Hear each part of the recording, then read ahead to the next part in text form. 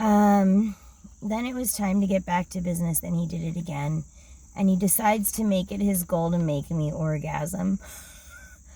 What nonsense. Clearly we had no idea how anything works. Because when a girl is highly distraught and in pain and afraid and wants to go home and you're refusing to take her, she's probably not going to have an orgasm in that situation where there's literally not a positive thing about the scenario. What a bunch of morons we were. And he decides to make it his goal to make me orgasm. I was like, I doubt that's going to happen, but whatever. What could I do? He wasn't going to take me home. He wasn't making that a goal for my benefit. That was strictly for his ego. Yeah, him and every other man in the world, as I have since learned. I asked him if he wanted to just make out, and he said he didn't want to do that. Bummer. So I tell him he's probably not going to get me to orgasm, and he says, maybe if we brought your boobies into it. He loved my boobs. And I'm like, maybe. I'm not really sure what either of us were thinking. I know what he was thinking. I know that I was too frozen to think. But I just took my shirt off, and I think he did it again.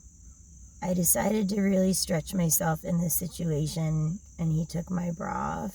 Yeah, I decided. I got pretty uptight then.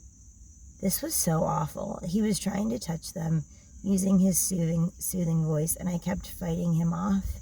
He did it once while I had a death grip on my bra and covered my boobs up. We were talking about them, meaning my boobs, and I was wriggling around, and he says, they're really big.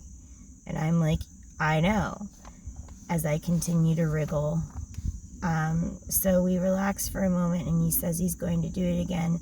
And I ask if I can put my bra back on, because it's bothering me a lot. So I sit up to do that, and he says how he didn't really get to touch them. So I turn around and I tell him to go ahead. So his hands come around me from behind and pull me back down. But I freaked out a little bit, so he got what he wanted, and I put my bra back on. Oh, this was so terrible. We probably did it once or twice more. It was nice leaning on him and holding his hand. Trauma bonding.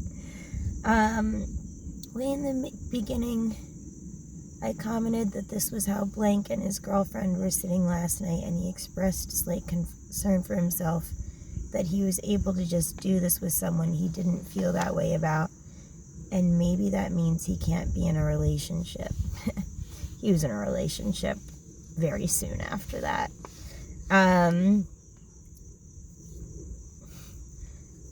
This is hogwash, but I said he was very gentle and nice the whole time with his soothing voice. Trauma bonding. He was saying, and you can go back to the gynecologist, ha ha ha. But he'd ask what the problem was, what hurt, what specifically I disliked about it. I didn't tell him, but it really bugged me when he'd get too close to my urethra or ass, ha ha. His thumb kept bothering me, but we worked that out. So yeah, Matt knows my body now. We've been to three bases. Virgin talk. Pretty crazy. So we decide we're done. He decides we're done. I was done before this even started. We use the hand sanitizer I brought along. I put my clothes on, and he calls his brother, who called while we were doing it. He couldn't even be alone with me and what he'd done in that moment. He had to make a call. So we drive home, and I'm really tense, and my shoulders bunch up, and I cry. He asks if I regret it, and I say no. Before we say goodbye, we reflect about 500 times about how this was good for me. And he wanted to help, and he doesn't like me, and we're never telling anyone about this. Hello, abuse. In the parking lot, he said he might not talk to me tomorrow because he's going to hate himself. I told him hating himself won't be necessary.